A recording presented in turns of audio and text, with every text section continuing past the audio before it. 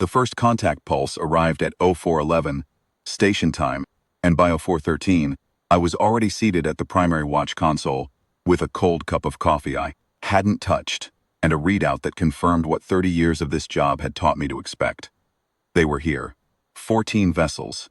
The lead ship, the Varick Sovereign Continuance designation, Reclamation Primary, was running a census transponder on the old colonial frequency, the same carrier, wave they'd used 35,000 years ago when they seeded the outer system relay and left a dying, thin-aired world behind them. Transponder tone was formal, almost bureaucratic. Reintegration protocol. Come out with your hands visible and your yield documentation ready. Put my coffee down and pulled up the authentication layer. Meridian Command, this is Watchdog Director Ostergaard, I said. Begin active record. Mark time 044. The Sovereign Continuance fleet has crossed the Helios threshold. I paused. Activate the response package. Around me, the floor came alive. 12 analysts moved to their stations without being told. The screens along the far wall shifted from passive monitoring to full tactical overlay. Outside, above us, above the Keldrath Range, above the 4 kilometers of granite between us and the sky, I knew that other things were waking too. The outer defense lattice, the orbital battery arrays. The 3rd and 7th warship divisions, both of which had been at anchor near the lunar processing yards for the last 2 months waiting for exactly this morning. The Sovereign Continuance didn't know about any of that yet. They were still running the colonial transponder, patient and certain, waiting for the yield. We gave them something else. The transmission window opened 14 seconds later. Sovereign to Communication Protocol uses a layered handshake. 4 tones, each an octave apart, followed by the speaking party's designation and rank. I'd practiced it enough times that I could have done it in my sleep. This is Watch Director Marin Ostergaard of the Meridian Deep Observation Corps, Earth Sol System. I kept my voice even. We have received your reintegration transponder. We are familiar with the protocol. We respectfully decline participation. There was a pause, 10 seconds of light lag, then the return. The voice was translated by our systems. The Continuance spoke in layered tonal clusters, each cluster carrying administrative weight. And what came through was something between command and incredulity. The speaker identified herself as Fleet Arbiter Kovath Sen, Senior Administrator of the Reclamation Wing. She said that Earth was a registered dependency of the Sovereign Continuance under the Colonial Seeding Compact of the 3rd Administrative Era. She said that 35,000 years of dormancy did not void a compact. She said that the fleet was authorized to enforce reintegration by whatever means the situation required. I let her finish. Fleet Arbiter Sen, I said, I'd like to show you something. I authorized the main display feed to push to the transmission channel, a data handshake the Continuance. own systems would recognize, because we'd reverse-engineered their communication architecture from the relay they'd left behind. The feed opened. It carried a live orbital image. Earth from approximately 900 kilometers, the view angled to catch the day side in full. I gave her a moment to look at it. What she was seeing, what the Continuance's census analysts were now pulling onto their screens and annotating, with mounting confusion, was not the thin-aired marginal world their records listed. The megacities were visible from 900 kilometers. The orbital ring was visible. The defense platforms strung along the ring's inner track were visible. The warship divisions near the lunar yards were visible, 9 vessels in the 3rd, 11 in the 7th, all of them significantly larger than anything the Continuance fleet was running. The lattice batteries were not visible, because they were designed not to be, but I knew they were there. 22,000 individual platforms in low orbit, each one slave to a targeting network that had been running continuous calibration drills for the last 6 years in anticipation of a morning. Exactly like this one. I let her look for 30 seconds. Then I spoke again. 35,000 years is a long time, Fleet Arbiter. Used it. Another pause. Longer this time. When she came back, the administrative certainty had shifted into something more careful. She said that the Continuance's records showed Earth as a Class 3 marginal colony. She said their projections, even accounting for developmental variance, placed Earth's current capacity at mid-range industrial, possibly advanced industrial. She said that what she was seeing on the data feed did not match any developmental model in the Continuance's archive. I told her it wouldn't. The models in your archive are 35,000 years old, I said. They were outdated before my great-great-grandmother was born, but I understand why you're still running them. It's difficult to update a model when you have no data. I paused. That's the difference between us, Fleet Arbiter. We have data. I nodded to Senior Analyst Draven, who was already waiting. He pulled the secondary package and pushed it to the channel.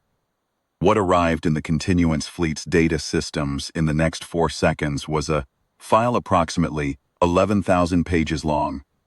It carried the Continuance's own administrative header, their current administrative header, the revision they'd adopted 230 years ago, following the 5th restructuring. Because we had been watching them update it in real time for the better part of 2 centuries.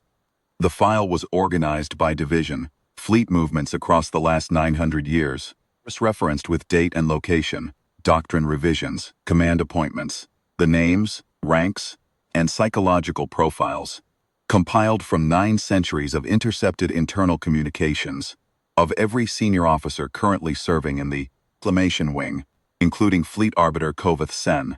Her file ran to 63 pages. The silence on the channel lasted 41 seconds. I counted. When Sen came back, the administrative cadence was gone. What was left was something quieter. Psst, and I had enough experience reading alien transmission patterns to recognize it. A person trying to understand the shape of the thing they were looking at. She asked how we had obtained this material. We built a network, I said, beginning approximately 900 years ago.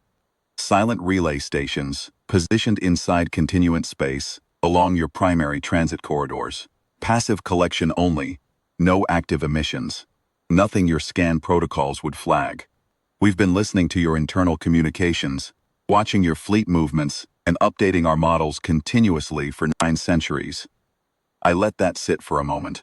You came here to reintegrate a colony.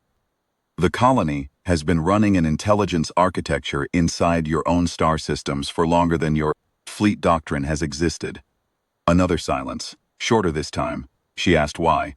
It was, I thought, the right question, the honest one. Because you left, I said. And we didn't know if you were coming back. And if you were, we wanted to be ready. I reached forward and pulled up the final element of the response package. We had prepared it 17 years ago, when the Long Watch Network confirmed that a reclamation wing fleet had been assembled at the Continuance's core systems and was being provisioned, an extended deployment. We had updated it continuously since then. It was thorough, it was specific. It contained a complete structural analysis of the Varric Sovereign Continuance's fleet formation doctrine, including the single coherent weakness in their standard reclamation formation, the 6-degree gap between the Arbiter Primary's forward screen and its secondary escort tier, a gap that opened during deceleration and created a firing solution that our lattice network could exploit in approximately 9 seconds of coordinated engagement. We were not going to use it. That was not what the file was for. The file was a statement, and the statement was this. We know exactly what you brought. We know exactly how it works, and we know exactly where it fails. I transmitted it without comment. Before the silence could settle, a third voice cut onto the channel. Lower tonal register than Sen, harder, a fleet officer rather than an administrator. The translation layer rendered it as clipped and certain. The voice identified itself as Strike Commander Voreth Keel, commanding officer of the Reclamation Wing's enforcement element. He said the file we had transmitted was fabricated. He said no independent colony had the technical capacity to run covert surveillance inside sovereign space for 9 centuries. He said we had assembled a collection of intercepted commercial traffic and old public records and dressed it up as something it wasn't. I let him finish. Strike Commander Keel, I said, born in the Continuance's Veth Sorrel Administrative District, missioned 47 years ago out of the 4th Fleet Academy. Current rank held for 11 years. Following the Sketh Corridor promotion review, which you nearly did not pass. The board's internal deliberation ran 9 days, and the deciding vote came from a senior arbiter who noted in her written recommendation that you had a consistent habit of dismissing intelligence Assessments that contradicted your operational assumptions. A pause. Her name was Arbiter Doroth Vell. Her assessment is in your file. Page 31. Voroth Keel did not speak again. The silence this time lasted 3 minutes and 12 seconds. Long enough that one of my analysts leaned over and asked if the channel was still live. I told her it was. When Sen came back, she was not alone. A second voice came through. Heavier tonal weight, the administrative register of someone senior to an arbiter. A compact director. The voice asked for authentication of the intelligence material. It asked specifically whether the 900-year collection claim was accurate, or whether it was a constructed file designed to imply capability we didn't have. Senior Analyst Draven pushed a second package without being asked. It was a real-time excerpt. A Continuance internal communication intercepted 18 hours ago. During the fleet's transit through the outer system, between Sen and her logistics officer, it covered a routine provisioning discrepancy. It wasn't entirely mundane. It was also proof. Compact Director went quiet. It was Sen who spoke next, and the administrative register was gone entirely. What was left was a voice that sounded, in a way that translated cleanly across species lines, like someone who had just spent 3 minutes recalculating something they thought they understood. She asked how long we had been doing this. 904 years, I said. Give or take a decade for the early calibration period. First relay station came online in what we mark as the year 1122 of the post-abandonment calendar. We named the network after the first watch officer who proposed it. Her name was Isla Van Torp. She spent 40 years arguing for the funding. I paused. She didn't live to see it commissioned. But she got the funding. I didn't say anything else. I let the number settle. 904 years. Most of the Continuance's current fleet doctrine had been written and revised again inside that window. Most of the officers whose files we held had been born inside that window. The compact Sen was invoking to claim jurisdiction over Earth had been reformulated 3 times inside that window. Earth had been watching all of it. The compact director asked what Earth wanted. Nothing, I said. We don't want your space. We don't want your trade routes. We don't want your administrative recognition or your colonial classifications. I pulled up the last document in the response package, a single page drafted by our legal division in the Continuance's current compact language, citing the correct articles of the current administrative code. We had updated it 14 months ago when the code was revised. What we're transmitting now is a formal declaration of independence standing under Article 7, Section 4 of the Sovereign Administrative Compact, 6th revision. You'll find it's correctly filed. We've had 900 years to learn your paperwork. I pushed the document. The channel was quiet for a long time after that. I finished my coffee, which had gone cold. Draven refilled it without being asked and set it back beside my console. At 0644, Fleet Arbiter Kovith Sen transmitted a formal acknowledgement of receipt. It was brief and it was correct, and it contained, at the very end, a sentence that was not administrative language. It was the kind of sentence you write when you don't have a form for what you want to say. She said, "We did not know you were there." I dictated our response myself. It went out in 40 seconds, we know. The Varric Sovereign Continuance Fleet began its withdrawal at 072.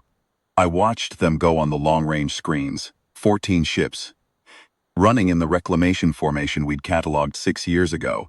The 6-degree gap in the forward screen, exactly where our models said it would be. They were orderly about it. Professional. I gave them that.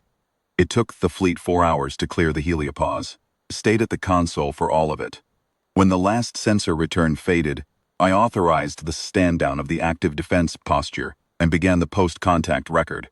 Around me, the meridian floor settled back into its quiet rhythms.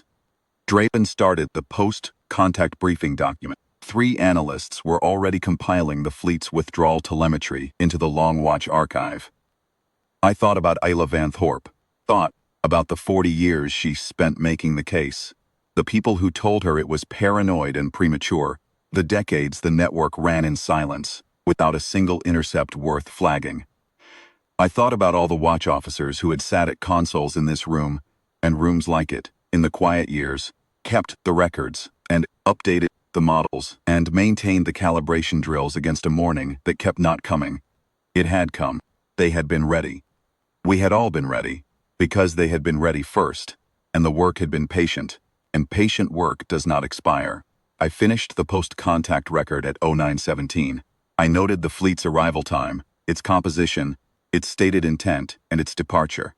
I noted the documents transmitted and the documents received.